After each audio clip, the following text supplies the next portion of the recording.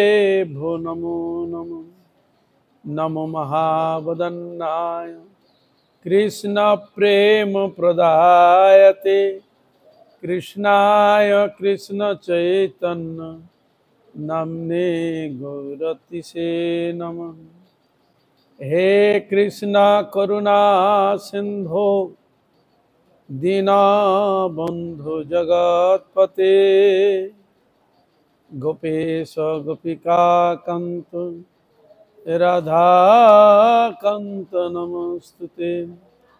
ताप्त कंचन गौरांगी राधे वृंदावनेश्वरी वृषभानुसुते देवी प्रणमामि। हरि শোনা যাচ্ছে না? বৃন্দাবৈ তুলসী দেবৈ প্রিয়া ওই কেশব, এখানটা তুলে দেন। কেশবস্য চ কৃষ্ণ ভক্তি প্রদে দেবী সত্যবত্যয়ে নমো নমঃ। শ্রী কৃষ্ণ চৈতন্য প্রভু নিত্যানন্দ শ্রী অদ্বৈত গদাধর শিবাসাদি গৌর ভক্ত বৃন্দ। হরে কৃষ্ণ কৃষ্ণ কৃষ্ণ হরে হরে হরে রাম রাম রাম হরে হরে। যাহার করুণা হলে ভগবত করুণা লাভ হয়, সেই পরমারাধ্যতম পরম কারণিক শ্রী শিল গুরুপাদ পদ্ম গুরুদ্বয় জগৎগুরু নিত্যলীলা প্রবিষ্ট শিল ভক্তিবেদান্ত বামন গোস্বামী গুরু মহারাজ, শিল জগৎগুরু তুল্যা শিল ভক্তিবেদান্ত পটক গোস্বামী গুরু মহারাজ, শিল ভক্তি প্রজ্ঞান কেশব গোস্বামী ঠাকুর সপার্ষদ প্রভুপাদ সপরিকর গৌর নিত্যানন্দ পুরুষ সপার্ষদ রাধা বিনোদ বিহারী জু ভগবত অবতার জুগণ তদীয় পরিকর বৃন্দ, গঙ্গা যমুনা তুলসী মহারানী ভক্তি দেবী ভক্তি শাস্ত্র জু চরণ কমলী অধমের ভক্তিপূর্ণ অনন্ত অনন্ত কোটি সাষ্টাঙ্গ দণ্ডবত প্রণাম পূর্বক তাহাদের হইতে কৃপা আশীর্বাদ প্রার্থনা করি। পরম পূজনীয় বৈষ্ণববৃন্দ, উপস্থিত শ্রী শ্রী হরিকথা শ্রবণ পিপাসু ভক্তবৃন্দ, সকল ভক্তবৃন্দের শ্রী চরণ কমলী অধমের যথাযোগ্য দণ্ডবত প্রণতি জ্ঞাপন পূর্বক আপনাদের হইতে কৃপা আশীর্বাদ প্রার্থনা করি।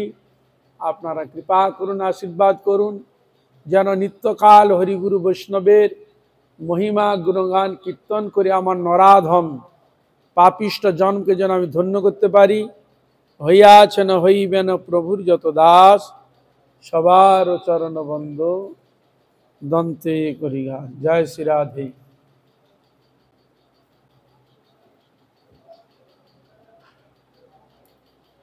আমরা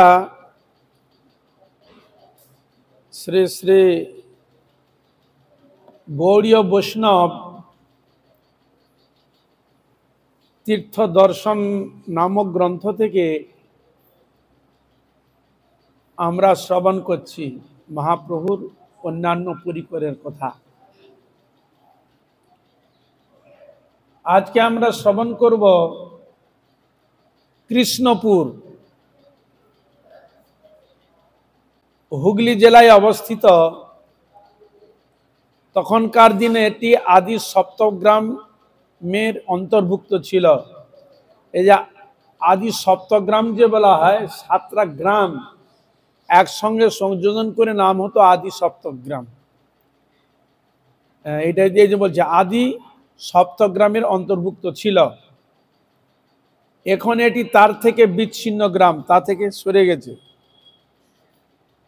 শিল রঘুনাথ দাস গোস্বামীর জন্মস্থান। আপনার রঘুনাথ দাস গোস্বামীর নাম শুনেছেন? শ্রীরূপ সনাতন ভট্ট রঘুনাথ, শ্রীজীব গোপাল ভট্ট, এই দাস রঘুনাথ, এই দাস রঘুনাথ ঠাকুরের গোস্বামীর জন্মস্থান ও শ্রীপাঠ। আদি সপ্তগ্রাম উদ্ধারণ ঠাকুরের শ্রীপাঠ, ওখানে আবার উদ্ধারণ ঠাকুরের শ্রীপাঠ রয়েছে। প্রথম পড়বে রাস্তা যেতে, একটু বের হয়ে একটু আগে শনি মন্দিরের পাশ দিয়ে রাস্তা 5 কিলোমিটার উত্তর পশ্চিমে হচ্ছে কৃষ্ণপুর। গ্রামটার নাম হচ্ছে কৃষ্ণপুর। ওখানে একটি নদী রয়েছে, সরস্বতী নদীর তীরে এখানেই হিরণ্য দাস ও গোবর্ধন দাসের রাজধানী ছিল। ইনারা তখন জমিদার ছিল।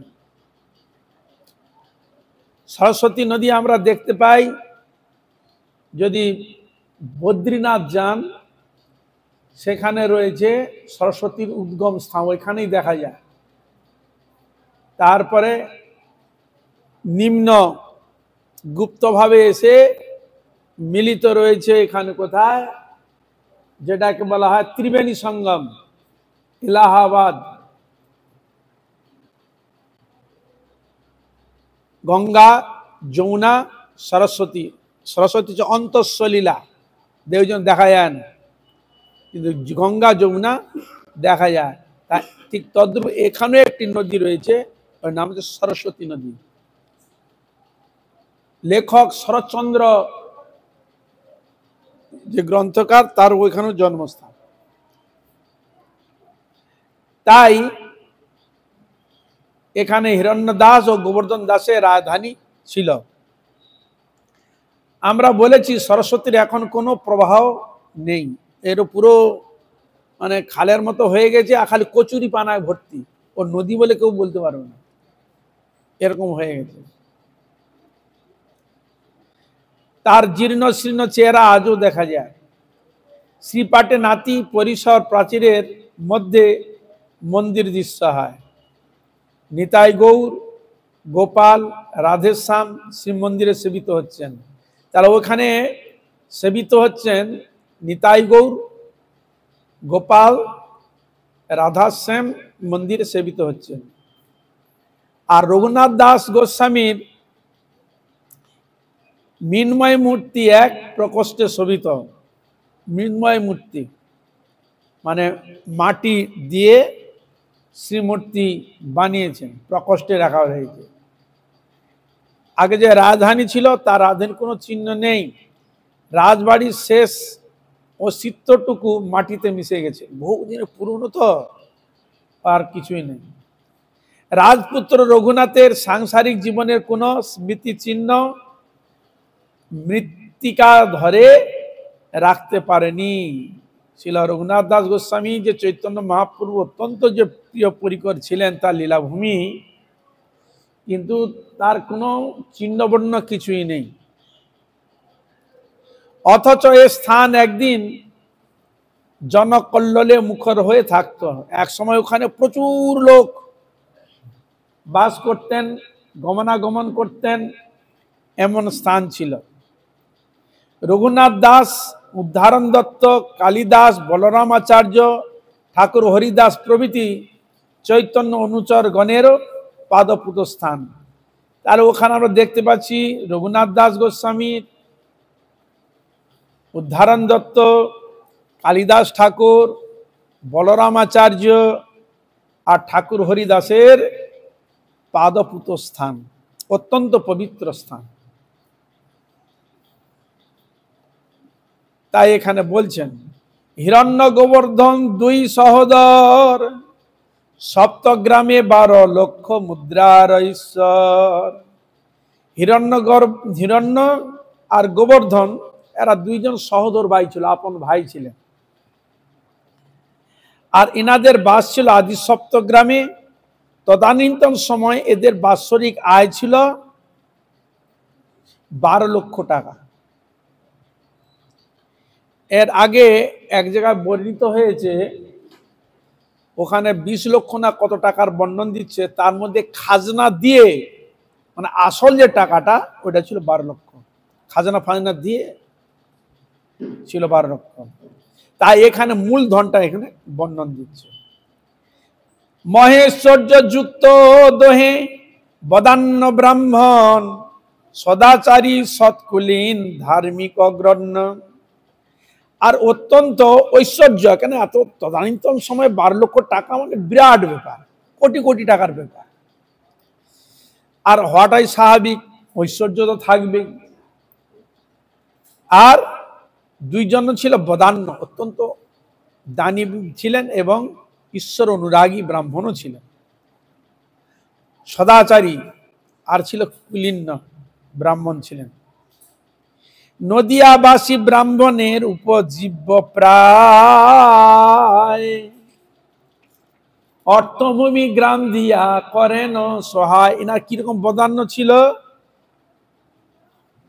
এখানে বলছেন যে নদিয়াবাসী যেসব ব্রাহ্মণগণ ছিলেন, ইনাদের অর্থ দানেতে তারা জীবিকা নির্বাহ করত, এই জন্য উপজীব্য বলা হয়েছে, জীবিকা নির্বাহ করত।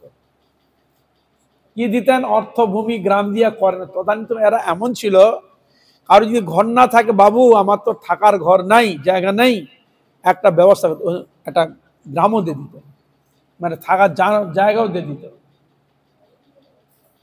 আর তাকে সহায়তা করত। এরকম ছিল তদানীন্তন সময়। মানে এরকম ধার্মিক এমনও ছিল, তাদেরকে সাহায্য করত। এরকম ধার্মিক বর্তমান জগতে এখন যে পরিবেশ পাওয়া খুব দুষ্কর, তদানীন্তন সময় এরা এরকম সেবা লাগিয়েছিল। নীলাম্বর চক্রবর্তী আরাধ্য দুহার, চক্রবর্তী করে দুহার ভাতৃ ব্যবহার। নীলাম্বর চক্রবর্তী ইনি ছিলেন সচিমায়ের পিতা, অর্থাৎ নিমায়ের দাদু।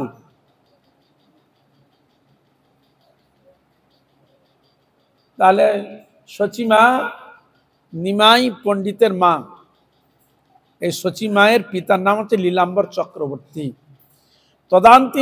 তদানীন্তন সময় নীলাম্বর চক্রবর্তী মানে অত্যন্ত সুদক্ষ, জ্যোতিষশাস্ত্রে খুব দখল ছিল। এমনও দখল ছিল, আমরা বর্তমান জগতে কোনো জ্যোতিষী যদি কোনো বিচার করতে চায়, তাকে হয় ঠিকুঞ্জি দেখাতে হবে, তবে সে বিচার করবে না। কিন্তু তিনি এমন ছিল, ছোট বাচ্চারও রেখাও এখনই হয়নি, সেটা দেখে তিনি বলে দিতে পারতেন। যেমন আপনার নাম শুনেছেন বিধান রায়, বুঝলেন, দেখলেই বলে দিত আর কি রোগ হয়েছে, গাছ স্পর্শ করলে ধরে নিত কি রোগ হয়েছে। তার বিধান রায় একজনই ছিল, আর হাজার বিধানকে আপনারা দেখেন, শুনেছেন কি? তাহলে এরকম অত্যন্ত স্বভাব সিদ্ধ ঈশ্বর করতে এমন শক্তি ছিল যে মুখের গন্ধ, শরীরের গন্ধ থেকে বলে দিল আপনার কি রোগ হয়েছে না।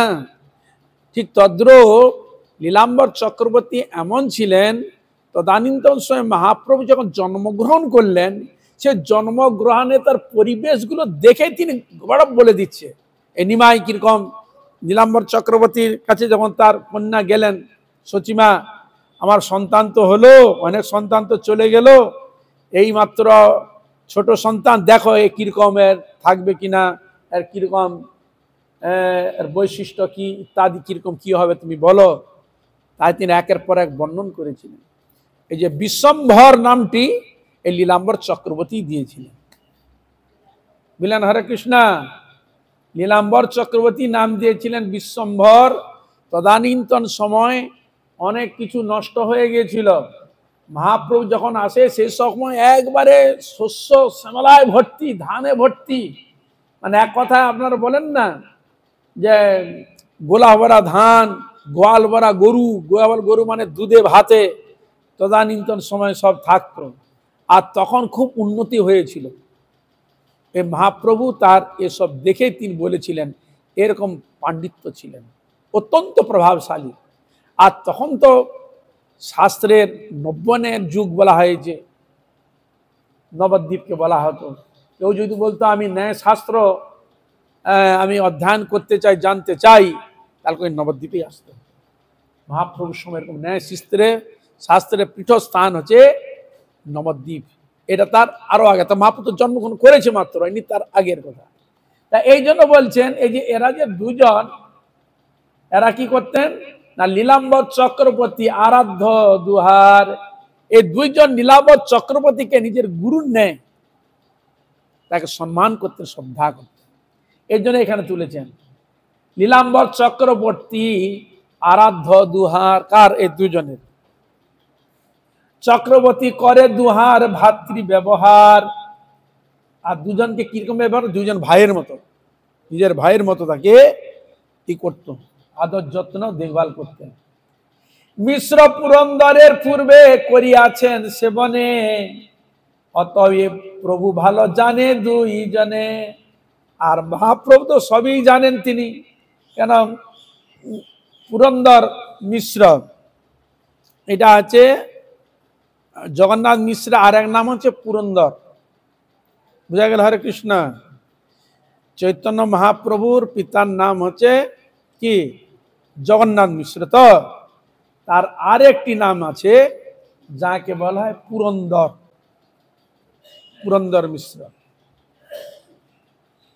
পূর্বে করিয়াছেন সেবনে, অতএব প্রভু ভালো জানে দুইজনে।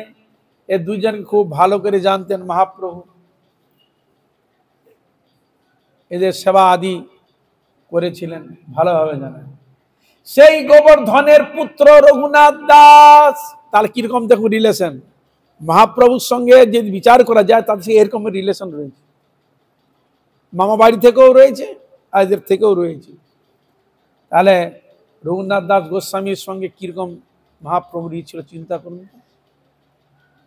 এই জন্য বলছেন সেই গোবর্ধনের পুত্র রঘুনাথ। এই গোবর্ধনের পুত্র আছে রঘুনাথ। আর বাল্যকাল হইতে তেহ বিষয়ে উদাস। রঘুনাথ দাসের চরিত্র বর্ণন হচ্ছে, ইনার বাল্যকাল থেকে বিষয় ছিল উদাস। বর্তমান জগতে কি দেখা যায়, বাবা মার বহু অর্থ সম্পদ থাকে, কি করে তার কত একটা আলাদা ভাবনা হৃদয় প্রকট হতে। তো তদানীন্তন সময় 12 লক্ষ টাকার যদি মালিক হয় পিতারা এরা, তাহলে বাবার একটাই মাত্র ছেলে, তাহলে তার কিরকম হওয়া উচিত ছিল, কিরকম ভাবনা উচিত ছিল? টাকা পয়সা আছে, কোনো ব্যাপার না, খরচের কোনো ব্যাপারই নয়, হ্যাঁ। কিন্তু ইনি অর্থর দিকে কোনো, সম্পদ দিক দিয়ে কোনো তার লালসা ছিল না। এই জন্য বলছেন বাল্যকাল হইতে তিহ বিষয়ে উদাস। অর্থ টাকা থাকলেও, সম্পদ থাকলেও কোনো অর্থের প্রতি তার কোনো লোভ লালসা বা এত আছে কোনো তার ভ্রুক্ষেপ ছিল, বুঝলেন? এই জন্য যেমন অনেকে দেখা যায় শরীর নিয়েই পড়ে আছে, শরীরকে যত্ন করতে 1-2 ঘন্টা, সাজ পোশাক করতে কত চলে যায় না, কিন্তু শারীরিক দিক দিয়ে এতটা কোনোই ছিল না। স্বাভাবিকভাবে একটা জীবন যাপন করা, স্বাভাবিকভাবে থাকতেন তিনি। আর এত তার বৈরাগ্য ছিল, ধন সম্পদের প্রতি কোনো আসক্তি ছিল না, সবসময় ধ্যানমগ্ন। একটা বৈরাগ্য কখন আসে? ভিতরে ভক্তিভাব জাগ্রত থাকলে ভিতরে বাইরে থেকে বৈরাগ্য ভাব আসে। যাদের দেখবেন বৈরাগ্য, অর্থ অনেক আছে, কোনো বৃক্ষ না, আছে আছে আছে আছে অর্থ আছে আছে আছে, কি আছে, অত সে ই করবে না, না। কিন্তু এটা কারা করবে? আর যাদের হৃদয়ের মধ্যে ভক্তিভাব জাগ্রত থাকলে তাদের মধ্যে এই বৈরাগ্য ভাবটা আসে। আবার মানে কৃপণ বৈরাগ্যটা হচ্ছে আলাদা, আছে কিন্তু সে লাগাবে না, সেটা আলাদা জিনিস। কিন্তু তার যতটুকু প্রয়োজন ততটুকু হিসাব নিকাশ করে চলা।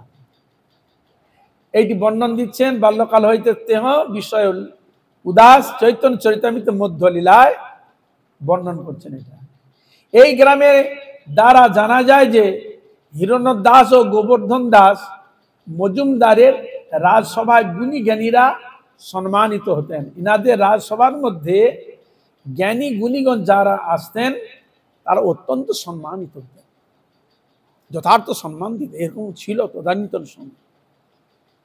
সকলের প্রতি স্নেহ প্রীতি ভালোবাসা একটা আলাদা। যে আমাদের এ পর্যন্ত যতটুকু জ্ঞান হয়েছে বা দেখেছি, তদানীন্তন সময় যেটুকু আমরা পেয়েছি, প্রীতি বা পাড়া প্রতিবেশী বা অন্যান্য যাদের সঙ্গে যতটা পেয়েছি, এখন বিচার করে দেখলে তার এক সিকি, এখন এক সিকি কেন 5 আনা নেই বললেই চলে, খুঁজে পাওয়া যায় না, একটু কোনো খুঁজে পাওয়া যায় না। কেউ কারোর প্রতি শ্রদ্ধাও নাই, ভক্তিও নাই, যেন মানুষের প্রতি একটা যেন বিরক্তি ভাব, একটা অন্যরকম ভাব হৃদয়ে থাকে। কিন্তু তখন এরকম ছিল না, একটা আলাদা একটা পরিবেশ ছিল। এখন মনে হয় সত্যি সে সময় যারা ছিল, অত আর্থিক দিকে অতটা সবাই উন্নত না হলেও কিন্তু তাদের দিল খুব উঁচা ছিল, প্রীতি ভালোবাসার খুব উঁচু ছিল। ঠাকুর হরিদাস রাজপুরোহিত বলরাম আচার্যের সাথে এই রাজসভায় সম্মানিত হয়ে হরিদাসের অভিনব ব্যাখ্যার দ্বারা সকলকে প্রেম ভক্তি ধর্মে উদ্বুদ্ধ করেন। দেখুন, ওই জ্ঞানীগুণী সভায় এক সময় গিয়েছিলেন কে? ঠাকুর হরিদাস, যিনি ব্রহ্ম হরিদাস বলা হয়। ইনি রাজপুরোহিত বলরাম আচার্যের সাথে ওই রাজসভায় গিয়েছিলেন, আর হরিদাসকে সকলেই সম্মান করেছিলেন, আর অভিনব ব্যাখ্যার দ্বারা সকলকে প্রেম ভক্তি ধর্ম উদ্বুদ্ধ করেছিলেন। প্রেম ভক্তি ভজনের আরাধনার কথা এমন তিনি ব্যক্ত করেছিলেন, হরি আরাধনার কথা, ভক্তি তত্ত্ব সম্বন্ধে এমন তিনি বর্ণন দিয়েছিলেন, সকলের মন মুগ্ধ করেছিলেন। গোপাল চক্রবর্তী নামে রাজার জৈনিক পার্ষদ হরিনামের মহিমা ব্যাখ্যা শুনে, এই গোপাল চক্রবর্তী নামে রাজার একজন পার্ষদ ছিলেন, রাজারই। তিনি হরিনামের মহিমা ব্যাখ্যা শুনে অসূয়া প্রকাশ করলে, মানে তাদের ঠিক ভালো না, একটা অন্যরকম বিদ্বেষ একটা ভাব যেন ভিতরে প্রকট করলে 3 দিন পর কুষ্ঠ ব্যাধিতে তার নাক খসে যায়। ওইখানে হরিদাস কি নামের কথা বলে, ও নামের কি ব্যাখ্যা, ও ঠিক না, ও বানিয়ে বলছে। অনেক সময় হয় না, নামের অর্থবাদ ইত্যাদি বহু কিছু করে থাকে। তো ওই সবার মধ্যে এরকম যখন আলোচনা হলো, অনেকে ভালো লেগেছে, তার মধ্যে রাজার যে ছিল সে অতটি পছন্দ করলেন না, একটা অন্যরকম ভাব নিল। তাহলে এই যে অন্যরকম ভাব নিল, তাহলে কি হলো? অপরাধ হয়ে গেল, ভক্ত চরণে অপরাধ হয়ে গেল। সেই অপরাধ ফলে তার কি হলো? তার কুষ্ঠ রোগ হলো, কুষ্ঠ হয়ে গেল, নাকে কুষ্ঠ, নাক খসে পড়ে গেছে, নাক খসে পড়েছে, নাকে কুষ্ঠ হয়ে নাক খসে পড়ে গেল। এটা কিসের ফল? সাধুগুরু চরণে অপরাধের ফল। এ সতর্ক করছে এইসব জিনিসগুলো। যেমন আমরা দেখতে পাই, যেমন শিবাস পণ্ডিতের বাড়িতে মহাপ্রভু কীর্তন করলেন, আর অন্যান্য জনগণ ঢুকতে পারলো না, চাপালে গোপালের কাছে নালিশ করলো, নিমাই যদি হরিনাম করবে সকালে সামনে করবে, জানলা দরজা বন্ধ করে দেয় কেন? আমরাও তো ভক্ত, আমরাও তাহলে শুনতে যেতাম। কিন্তু জানলা দরজা বন্ধ করা ছিল। এর উল্টো পাল্টা বলে ওই চাপাল গোপালকে দিয়ে কি করলো? দেবী পূজার সিঁদুর, জবা ফুল, পাঠা বলির যত সব রক্ত দুনিয়ার সামনে দিয়ে চলে গেছে। আর ভোর যখন হয়ে যেত, মহাপ্রভু তখন ওই শিবাসকে বলতেন, শিবাস সারা রাত হরি কীর্তন হতো, আর ভোরের দিকে সকলকে জাগিয়ে দিয়ে হরিনাম কীর্তন করে তিনি সকল ভক্তবৃন্দকে নিয়ে খোল করতালে হরিনাম নগর ভবনে বেরিয়ে যেতেন। এই জন্য সেই কথাকে বোঝার জন্য আমাদের গুরুবর্গ কীর্তন করছে গোস্বামী, উদিলয় অরুণ পূরব ভাগে। অরুণ মানে কি? সূর্য উঠেনি, সূর্য উঠার যা আভাস, তা ওই সময় মহাপ্রভু বেরিয়ে যেত। ওই জন্য কীর্তন আছে, উদিলয় অরুণ পূরব ভাগে, দ্বিজমণি গোরায়মণি জাগে, ভকত সমূহ লইয়া সাথে গোরা গেলা নগর ব্রাজ। এটা শিবাস পণ্ডিতের বাড়িতে কীর্তন হওয়ার পর, সারা রাত কীর্তন হওয়ার পর ওই তখন নিয়ে বেরিয়ে যেত। আর ওই যখন বেরোবে, যখন ঠিক করলে দরজা খুলতে গেছে, আর তখন দেখলো ওই চাপাল গোপাল ওই সব ফেলি দিয়ে চলে গেছে। কি হলো? শিবাস পণ্ডিতের চরণে অপরাধ হয়ে গেল। সেই অপরাধ হওয়ার জন্য বৈষ্ণব অপরাধের যে ফল কুষ্ঠ হয়, এটার জন্য এখানে দেখালো কুষ্ঠ হয়ে নাক গলে পড়ে গেছে। আর ওখানে চাপাল গোপাল কি হলো? শরীরে, গোটা শরীরে কুষ্ঠ ব্যাধি হয়ে গেল, গায়ে পুজ নোংরা হয়ে গেল, আর ওই কি বলে কিড়া কৃমি ঝরঝর করে পড়ছে, গা থেকে, শরীর থেকে পড়ছে, পচা দুর্গন্ধ বেরোচ্ছে। এর দ্বারা কি প্রমাণিত হলো? যে ভক্ত চরণে যদি কেউ অপরাধ করে, তাদের কি হওয়ার কথা? কুষ্ঠ ব্যাধি যে হয়। আমরা এখানে দুটো কিন্তু প্রমাণ পেলাম, একটা চাপাল গোপালের হয়েছিল, আর এখানে এই হরিদাস যে ব্যাখ্যা করেছিল সেটা তার ভালো লাগেনি, উল্টো পাল্টা বলেছিল, তাই তার নাক কুষ্ঠ ব্যাধি নাক খুলে পড়ে। বিনা হরে কৃষ্ণ। এটি চৈতন্য চরিতামৃতের বর্ণন দিচ্ছে। 3 দিন পর, কদিন পর খুলেছে? 3 দিন পর। 3 দিন পর কুষ্ঠ ব্যাধিতে তার নাক খসে যায়। ঠাকুর হরিদাস এরপর শান্তিপুর ফুলিয়াতে এসে নির্জনে গোপা মধ্যে ভজনে প্রবৃত্ত হন। তাহলে ওইখানে হিরণ্য ওখানে গিয়েছিলেন, ওখানে তাহলে দেখা হয়েছে, রঘুনাথ দাস গোস্বামী সকলের সঙ্গে মিলিত হয়েছে। আসার পর এই রকম ঘটনা ঘটেছে। তাহলে চিন্তা করুন, তাও এরকম ঘটনা হওয়ার পর হরিদাস ঠাকুর তিনি শান্তিপুর চলে গেলেন। ফুলিয়াতে গিয়ে তিনি এক গোফার মধ্যে বসে হরি ভজনে তিনি প্রবিষ্ট হলেন। হরি কথায়, হরি কীর্তনে নিজেকে ডুবিয়ে রাখলেন, যে না বাইরে গেলে কে কি বলবে, এরকম অপরাধ হবে, কত কি হবে। তাই তিনি কি করলেন, নিজে নির্জন হয়ে গেলেন, এক স্থানে বসে হরি ভজনে প্রবিষ্ট হলেন।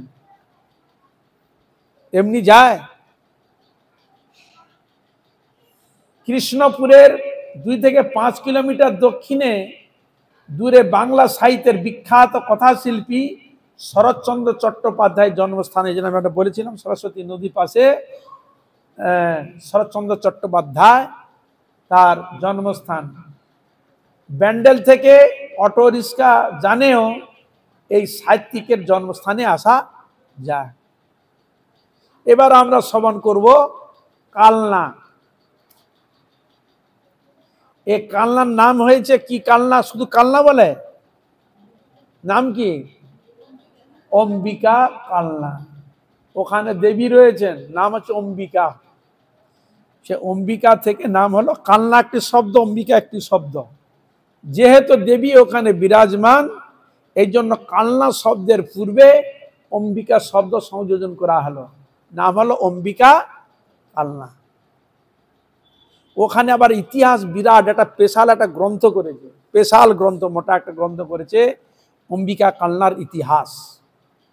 ওখানে 108টা শিব মন্দির আছে, বহু পুরনো পুরনো বহু কিছু দেখার আছে, মানে খুব সুন্দর জায়গা। মহাপ্রভুর বিশেষ স্থান, এই জন্য বলছেন কালনা। বর্ধমান জেলা অবস্থিত, এটা কিন্তু বর্ধমানের মধ্যে পড়েছে।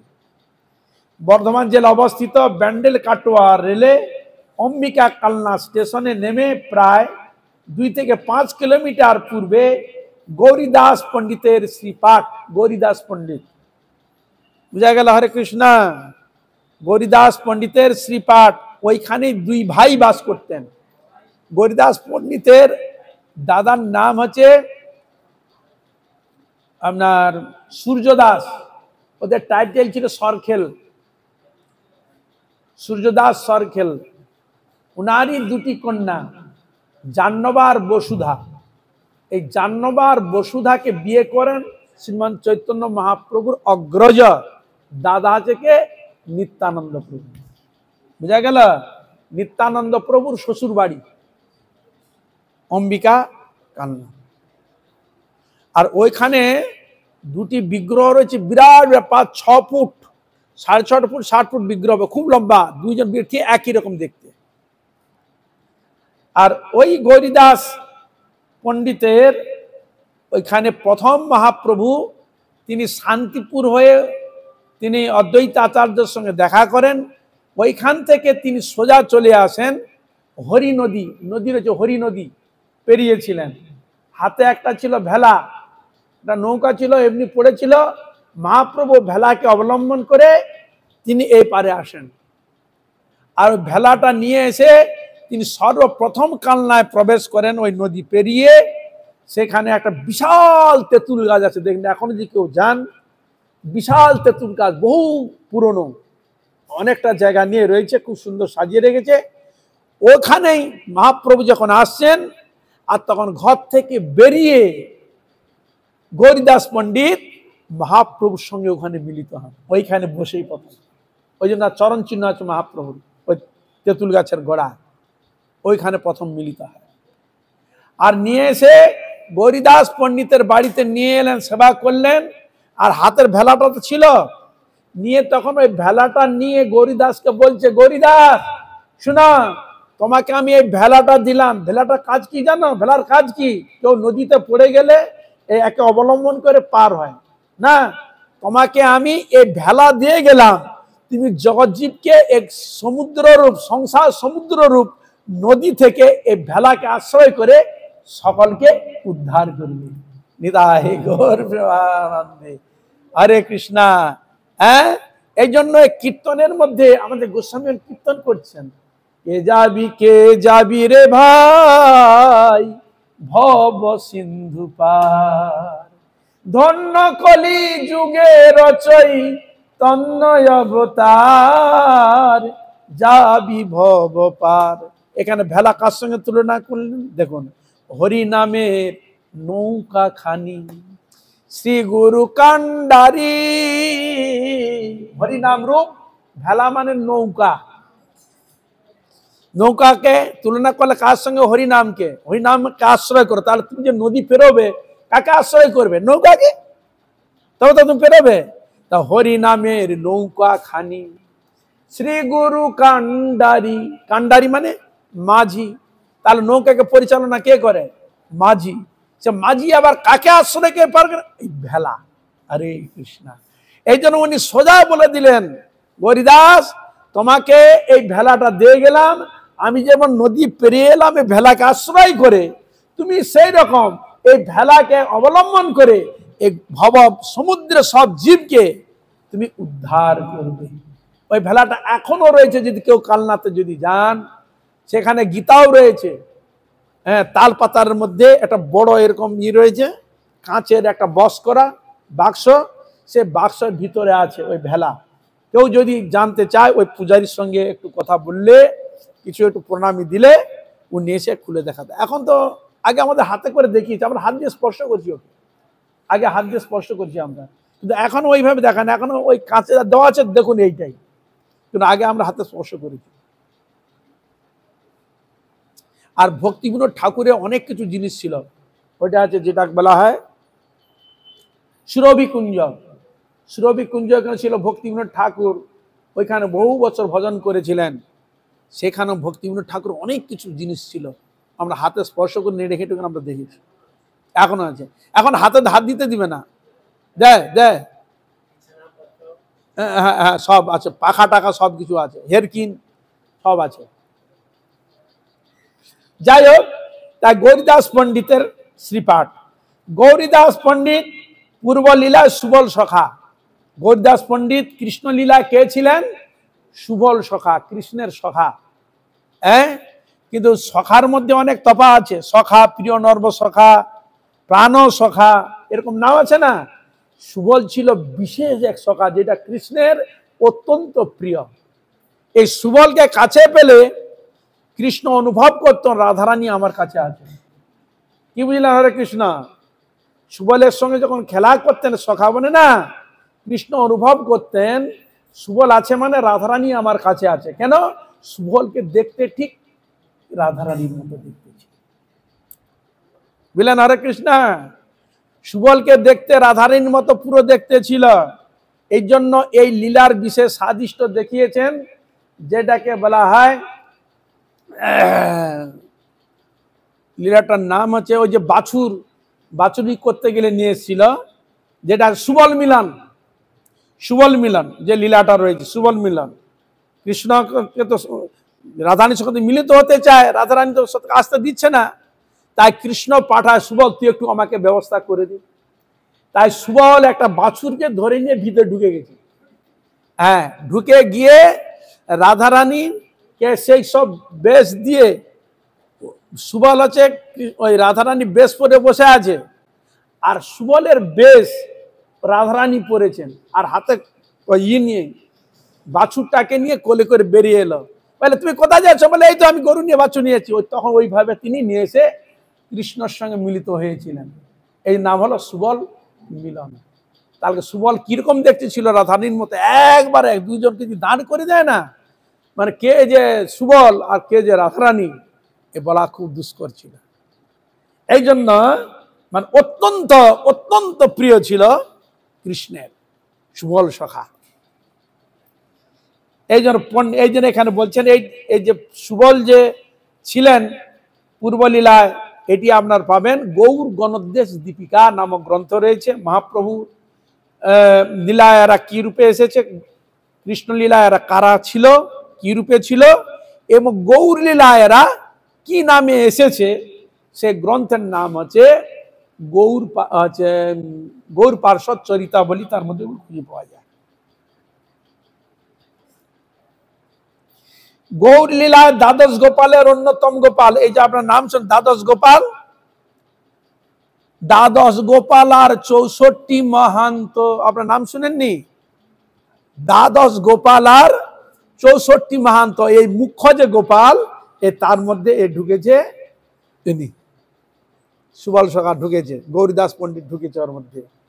এই বললেন গৌর লীলায় দ্বাদশ গোপালের অন্যতম গোপাল গৌরীদাস ও সূর্যদাস সরখেল, এরা আছে দুই ভাই। শালিগ্রাম থেকে অম্বিকা কালনায় এসে নির্জনে বসতি স্থাপন করে। এরা আগে কোথায় ছিল? শালিগ্রামে। তখন তো ভারত বাংলাদেশ অনেক, তখন তো সব এক জায়গায়, অখণ্ড ভারতবর্ষ। হ্যাঁ, ইনার আগে শালিগ্রামে ছিলেন। শালিগ্রাম থেকে ইনার অম্বিকা কালনায় এসে স্থাপন করে। তখন তো জঙ্গল টঙ্গল ছিল, তার মধ্যে খুব সুন্দর জায়গা ছিল, কি ওখানে নদী রয়েছে, গঙ্গা রয়েছে, হ্যাঁ, খুব সুন্দর মনোরম জায়গা। আর তদানীন্তন সময় যাহারা বাস করতেন না, সকলে চাইতো আমি এমন জায়গায় বাস করব যেন গঙ্গার হাওয়ায়, গঙ্গা স্পর্শে, গঙ্গার সব কৃপার দ্বারা আমাদের পুরো জীবনটাকে যেন ঈশ্বর উন্মুখী ভাবে যেন সাধন ভজের গতি। তাই গঙ্গা যেমন তুলসী, যেমন তাদের তার কাছে বাস করলে যেমন তার হাওয়াতে আমাদের এলে শরীর অপ্রাকৃত প্রকট হয়, ভক্তিভাব জাগ্রত হয়, সেরকম গঙ্গার ধারে যদি বাস করা যায়, তাহলে গঙ্গা তো তিনি ভক্তি দেবী, তাতে স্পর্শ করা, স্নান করা, হ্যাঁ, আর হচ্ছে তার হাওয়া যদি গায়ে লাগে, তাহলে কি হবে? জীবনটা ঈশ্বর অনুরাগী ভক্তি প্রকট হয়। এই জন্য গঙ্গাতে বাস করা তদানীন্তন এরকম নিয়ম ছিল। ও কেন? আমরা ভাগবত আলোচনা করলে দেখতে পাই কি রয়েছে।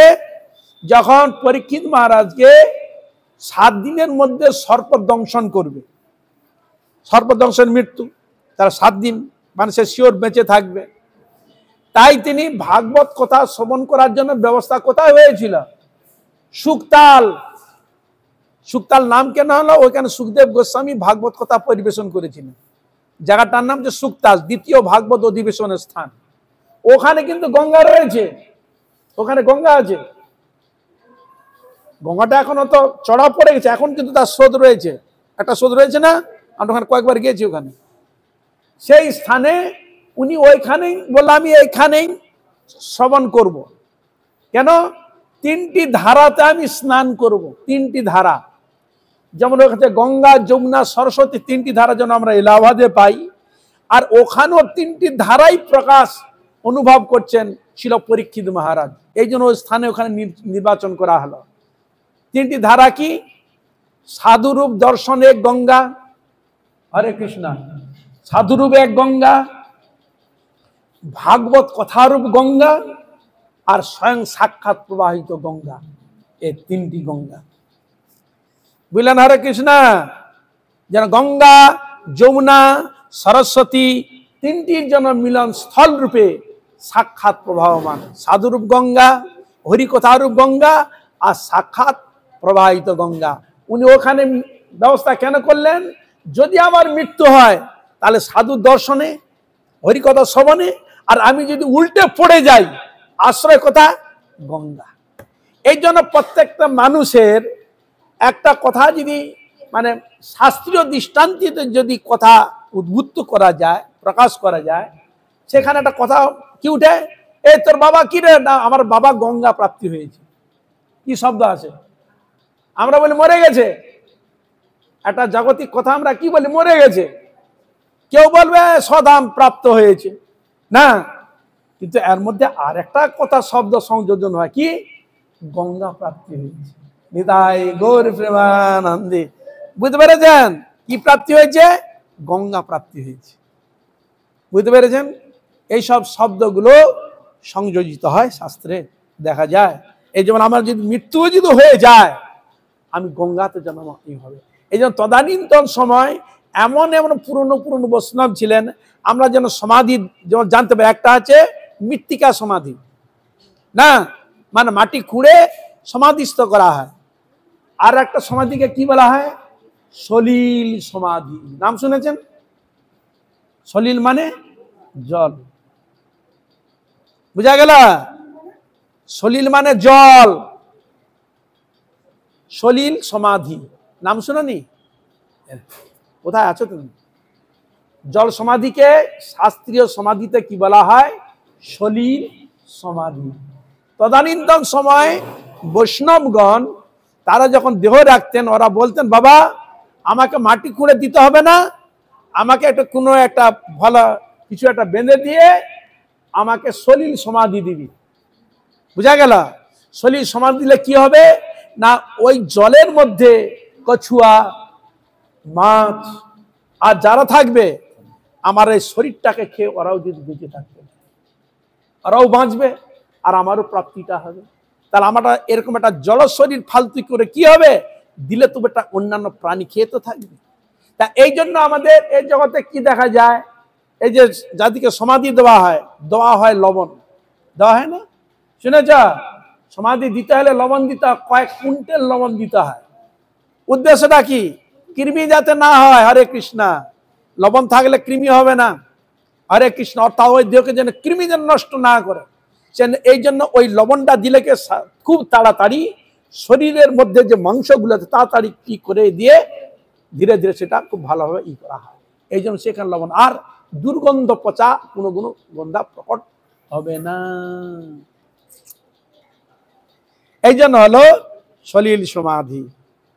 আমিও যখন বৃন্দাবনে ছিলাম, আমি বেড়াতে যেতাম রোজ এইদিকে, এই সময় বেড়াতে যেতাম। যেতে যেতে দেখছি মহারাজ সঙ্গে আছে তো, আমি দেখছি একটা যেন মানে মাথাটা টাক মতো মাথা, এরকম মানে যমুনাতে দিয়েছে তো, আর হাওয়াতে ঢেউ হচ্ছে তো, আর ও তো ভেসে আছে, এরকম ডুবছে আর ডুবছে আর উঠছে। আমি বলি এর কি কে কোনো মানুষ স্নান করতে গেলো, বাচ্চা টাচ্চা কি ডুবে গেল না, এরকম স্নান করতে গিয়ে ওরকম হয়েছে। হ্যাঁ, আমি ছুটে গেলাম, ছুটে গিয়ে দেখলাম না, একজন মানে খুব সুন্দর দেখতে, খুব পরিষ্কার, এরকম হাতটা এরকম ভাবে পুরো এরকম করা আছে, এরকম বসা যোগাসনে, হাতটা এরকম আছে, এরকম ভাবে মাথাটা একটু এরকম বসা। কি করছে? দেহ রেখে দিয়েছে, তাকে সমাধি দেওয়া হয়েছে। আর আমরা যে গিয়েছি তার আগে উনাকে সলিল সমাধিটা দিয়েছে। আর তারপরে আমরা গিয়েছি তো পুরো পাকা এরকম বসে আছে, এরকম মাথা এরকমই আছে, জলটা নড়ছে তো মাথার এরকম এরকম নড়ছে। আর দেখতে গিয়ে প্রণাম করলাম, বাহ খুব ভালো সাধু বাবা, খুব ভালো দর্শন হলো, একটা দুর্লভ দর্শন হলো বৃন্দাবনে, খুব ভালো লাগলো। আর দেখলে সলিল সমাধি দেয় এরকম। আর আপনার যে হরিদ্বারে যান, এই হরিদ্বারের এই যে একটা বড় আছে, ওখানে কিন্তু সলিল সমাধি দেয়। হরিদ্বারে গঙ্গায় গিয়ে দেখবেন এরকম একটা রাস্তা পুরো চলে গেছে, এদিকে এগিয়ে পাশে দেখবেন ওইখানে অনেক অনেক সাধু সন্ন্যাসীকে ওইখানে সমাধি দেয়, সলিল সমাধি। ওখানে আমি দেখতে গিয়েছিলাম, নির্জন স্থান, ওইখানে অনেক দেয়। বুঝতে পারছেন তো? এই যে বলে আমি গঙ্গায় আমাকে দিলে মৎস্য আদি অন্যান্য প্রাণী খেয়ে তবু তো কিছুটা তার জীবন ধারণ করবে। এ কেন, আমরা মহাপ্রভু লীলাও দেখেছিলাম, একজন ভক্ত ছিল, পুরো শরীরে কুষ্ঠব্যাধি হয়েছে, কুষ্ঠব্যাধি। আর কুষ্ঠব্যাধি হলে দুর্গন্ধ পুঁজ বেরোয়, আর কৃমি হয়, লাল করে পড়ে, ঝাটঝাট করে ঝরে পড়ে না। উনি আবার কি করতেন, ওই কৃমিগুলো যেগুলো পড়েছে তো ওটাকে নিয়ে আবার নিচে এইখানে দিত, আবার দিতে, এই খা আমার এই জড় শরীর, হ্যাঁ ভোগী শরীর, শরীরটাকে ইদি করে কি হবে, তোরা খা, খেয়ে তোদের জীবনটা বাঁচুক। উনি আবার করে এরকম করে নিতেন। এই মহাপ্রভু পরিকরের মধ্যে এরকম লীলার বৈশিষ্ট্য অনেকের দেখা যায়। হরে কৃষ্ণ। হ্যাঁ, মানে মৃত্যুটা যেন এমন ভাবে হয়, সেটা যেন যথার্থ সদ্গতি, যথার্থ যেন ঈশ্বর অনুরাগী। আমাদের যে গঙ্গা আদি রয়েছে, তীর্থ মানে শাস্ত্রতে বলা রয়েছে, যেন আমার যদি মৃত্যুও যদি হয়ে থাকে, যেন হরি কীর্তন করতে দেহ রাখি, বা যেন সাধুগুরু বৈষ্ণবকে দর্শন করতে করতে যেন দেহ রাখি, এরকম যেন সুবুদ্ধি আসে, এরকম হলেই তো ভালো। আর শাস্ত্রে তো বর্ণন রয়েছে, সে যত প্রকার পাপী ব্যক্তি হোক না কেন, যদি মৃত্যুবরণ করে, সেই সময় যে কোনো সাধুগুরু বৈষ্ণব যদি কোনো এসে যায়, দর্শন হয়, বলে তাকে আর জমের দুয়ারে যেতে হবে না। ওই যে সাধু দর্শন হয়েছে, কোথায় নিয়ে যাবে? গোলক বৃন্দাবন। হৃদয় গৌর প্রেমানন্দ। সাধু দর্শনে এইরকম মানে বিরাট মহান মহান শাস্ত্র তার বর্ণিত রয়েছে। তো যাই হোক, শ্রী চৈতন্য মহাপ্রভু যে পার্শ্বদ ইনারা ছিলেন, এনার ছেলে শালিগ্রাম, ইনারা এসে উপস্থিত হন অম্বিকা কালনায়, এসে নির্জনে বসতি স্থাপন করেন। কেন? ওই গজর বললে গঙ্গার কাছে থাকলে গঙ্গার পাওয়া যাবে, হাওয়া পাওয়া যাবে, গঙ্গার কৃপা পাওয়া যাবে, রোজ স্নান করলে হবে। গঙ্গার পরশ হলে পশ্চাতে পাবন, দর্শনে পবিত্র কর, এই তোমার তার রোজ যদি স্পর্শ করা যায় তবে তো ভালো না। এই জন্য আমাদের কেউ হয়তো বলবে, মশাই আমি তো গঙ্গা জল আর পাবো কোথায়, স্পর্শ করলে আমারও তো ইচ্ছা হয়।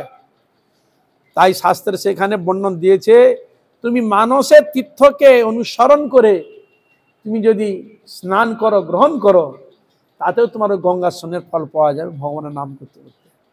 তাই ওখানে প্রত্যেকটি সেবা পূজা কিছু কর্মাদি করতে গেলেই সেখানে এই মন্ত্রটি বলা হয়, ও গঙ্গে চ যমুনে চৈব গোদাবরী সরস্বতী নর্মদে সিন্ধু কাবেরী জলেস্মিন সন্নিধিং কুরু কুরুক্ষেত্র গয়া গঙ্গা প্রভাস পুষ্করানি চ এতানি তীর্থানি পূজাকালে ভবন্তিহ বা স্নানকালে ভবন্তিহ। আমি যেটাই করবো, পূজাকালে পূজাকালে, স্নানকালে স্নানকালে।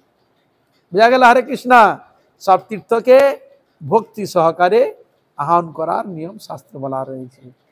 জলকে মন্ত্রপুত করে পুরো শরীরে ছড়িয়ে নিলেন। ভগবান সব কিছু ব্যবস্থা দিয়েছে, যে গঙ্গা আছে খুঁজে খুঁজে সেইখানেই বাস করব এমন কোনো কথা নাই, সব দিয়ে দিচ্ছে, শাস্ত্র ধরিয়ে দিয়েছে। তুমি গঙ্গা ভগবানের নাম, ভগবান নাম করতে করতে গঙ্গা সব তীর্থ জলে তুমি স্নান করছো, এটাও বর্ণন দিচ্ছে শাস্ত্রে। কিন্তু সেগুলো তো আমরা প্র্যাকটিক্যাল ফিল্ডে নামি না, এইটাই হলো গন্ডগোল। যদি এই তথ্য জেনে আমরা যদি সেরকম প্রতিজ্ঞাবদ্ধ, আমি স্নান করি, ভগবানের নাম করতে করতে স্নান করব, স্মরণ করতে করতে স্নান করব, হ্যাঁ, এরকম ভাবনা নিয়ে যে স্নান আদি সমাধি করা যায়, তাহলে আপনি জানবেন সাক্ষাৎ গঙ্গা সকল তীর্থতেই আপনি বিরাজ করছেন। হৃদয় গৌর প্রেমানন্দ। আজ এখানে থাক, আমার সময় এখানে হয়েছে, কালকে আর পর থেকে আরম্ভ করব। সকল বৈষ্ণব, সকল বৈষ্ণবী, সকল ভক্তবৃন্দের চরণে পূর্ণ পূর্ণ দণ্ডবত প্রণাম করতে আজ এখানে রাখি। বাঞ্ছা কল্পতরুভ্যশ্চ কৃপা সিন্ধু ভয়েবচ পতিতানাং পাবনেভ্যো সর্ব বৈষ্ণব বৈষ্ণবী ভো নমো নমঃ। হরে কৃষ্ণ কৃষ্ণ কৃষ্ণ হরে হরে, হরে Ram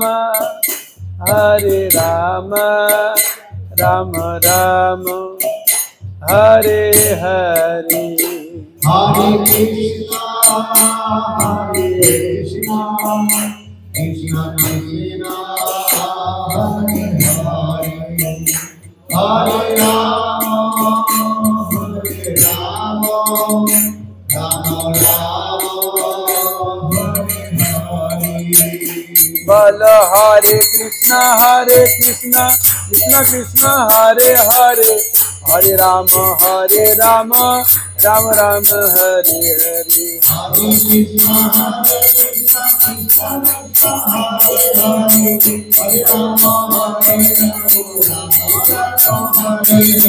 Hare Krishna, Krishna Krishna, Hare Hare, Hare Rama, हरे कृष्णा कृष्ण कृष्ण हरे हरे, हरे राम राम राम हरे हरे।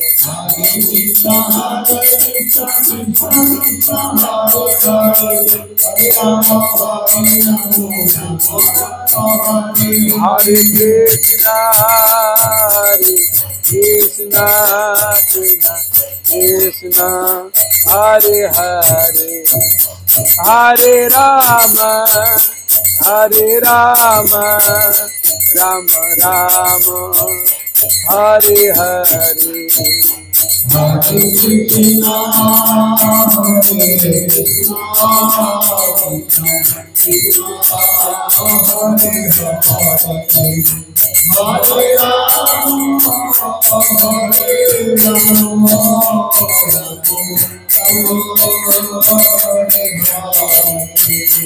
निताई गौर हरि बोल, हरि बोल, हरि बोल, हरि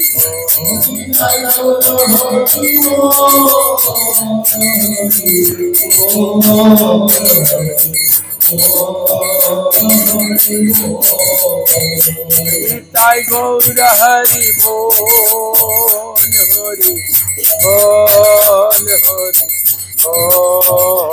हरि